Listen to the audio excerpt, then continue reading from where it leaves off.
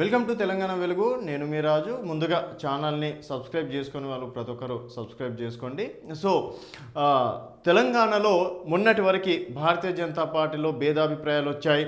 అలాగే దాదాపుగా 5-6 టీంలు ఉన్నారు.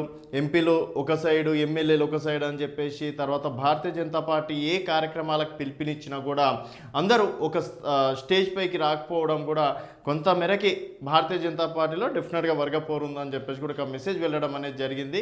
సో నిన్న జరిగినటువంటి ఎల్పీ మీటింగ్లో ఇటు ఎమ్మెల్యేలు అలాగే ఎంపీలు ప్రతి ఒక్కరూ అటెండ్ అవ్వడంతో ఇంకా భారతీయ జనతా పార్టీ నేతలందరూ ఒకటయ్యారు.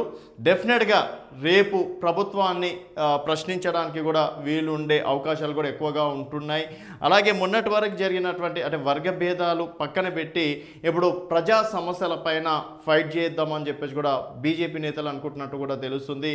సో ఇటు 8 మంది ఎమ్మెల్యేలు, 8 మంది ఎంపీలు కూడా వీళ్ళు రైతుల కోసం ఇప్పటి వరకు 2 లక్షల రుణమాఫీ ఆగస్టు 15 వరకు నేను చేసేస్తానని చెప్పేసి కూడా ప్రతి ఒక్క నియోజకవర్గంలో దేవాలయాల పైన కూడా ఒట్లేసినటువంటి రేవంత్ రెడ్డి గారు మరి ఎంతవరకు రుణమాఫీ అయ్యింది, ఎంతమంది రైతులకి రుణమాఫీ అనేది రీచ్ అయ్యింది, 2 లక్షల వరకు ఎంతమందికి చేశారు, టెక్నికల్ సమస్యలు ఉన్నాయని చెప్పేసి అన్నప్పటికీ మరి 30వ తేదీ వరకు అంటే సెప్టెంబర్ 30వ తేదీ వరకు కూడా టెక్నికల్ సమస్యలు కూడా అన్ని తీర్చేస్తామని చెప్పేసి కూడా అన్నారు. మరి 2 లక్షల రుణమాఫీ ఎంతవరకు ఇచ్చారు, ఎంతమందికి ఇచ్చారు, గతంలో ఏం హామీ ఇచ్చారు, తర్వాత 15,000 రూపాయలు రైతు భరోసా కింద 15,000 రూపాయలు ఇస్తామన్నారు. జూన్లో రావాల్సిన డబ్బులు ఇప్పటివరకు ఏ ఒక్క రైతు ఖాతాలో కూడా రాలేదు. తర్వాత కరెంటు విషయంలో కావచ్చు, తర్వాత రైతుల బోనస్ అంటే పంటలకి బోనస్ కూడా 500,000 రూపాయలు కూడా ఇస్తామని చెప్పేసి కూడా అన్నారు. ఈ విధంగా రైతుల అంటే ఈ 6 డిక్లరేషన్లో రైతులకి పెద్దపీట వేస్తామని చెప్పేసి అన్నారు. మరి ఇప్పుడు వరకు ఎంతమంది రైతులకి న్యాయం చేశారనే విషయంలో భారతీయ జనతా పార్టీ నేతలు ఒకటయ్యి రేపు రేవంత్ రెడ్డి ప్రభుత్వాన్ని ప్రశ్నించే అవకాశాలు ఎక్కువగా ఉన్నాయి.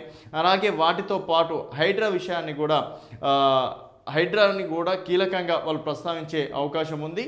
తర్వాత సెప్టెంబర్ 17 విషయంలో కూడా ప్రభుత్వం ఏమనుకుంటుంది, ప్రజాపాలన అంటే ఆల్రెడీ భారతీయ జనతా పార్టీ కేంద్రంలో అఫీషియల్గా కూడా విమోచన దినోత్సవం అని చెప్పేసి కూడా అనౌన్స్మెంట్ చేసింది. మరి విమోచన దినోత్సవంగానే ఎక్కడ కూడా రాష్ట్ర ప్రభుత్వం చేస్తుందా, అధికారికంగా చేస్తుందా లేదా అనేది కూడా చూడాల్సిన విషయం. సో దాదాపు ఈ 5-6 కీలక విషయాలపైన భారతీయ జనతా పార్టీ ఇటు రేవంత్ సర్కార్ని ప్రశ్నించే అవకాశం ఉంది. దానికి సంబంధించి ఒకరోజు దీక్ష చేపట్టాలని చెప్పేసి కూడా భారతీయ జనతా పార్టీ భావిస్తుంది. గతంలో ఖమ్మం వరదల విషయంలో ఏలేటి మహేశ్వర్ రెడ్డి గారు కూడా కొంతవరకు సీరియస్ అయ్యారు.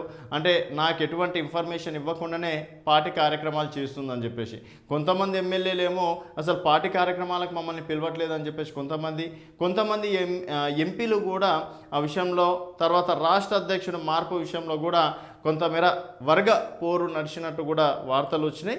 బట్ ఇప్పుడు ఈ వర్గ పోరుని అన్నిటినీ బ్రేక్ చేస్తూ మేమంతా ఒకటే, డెఫినెట్గా రాబోయే స్థానిక సంస్థల ఎన్నికల్లో భారతీయ జనతా పార్టీకి సంబంధించినటువంటి సర్పంచ్లు, ఎంపీటీసీలు ఎక్కువగా గెలిపించుకుంటామని చెప్పేసి కూడా వారు అన్నారు.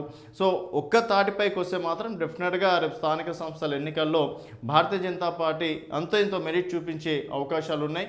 మరి బీజేపీ నేతలు ఎంతవరకు ఒక తాటిపైకి వస్తారనేది వేచి చూడాల్సిన విషయం. సో చూస్తూనే ఉండండి తెలంగాణ వెలుగు.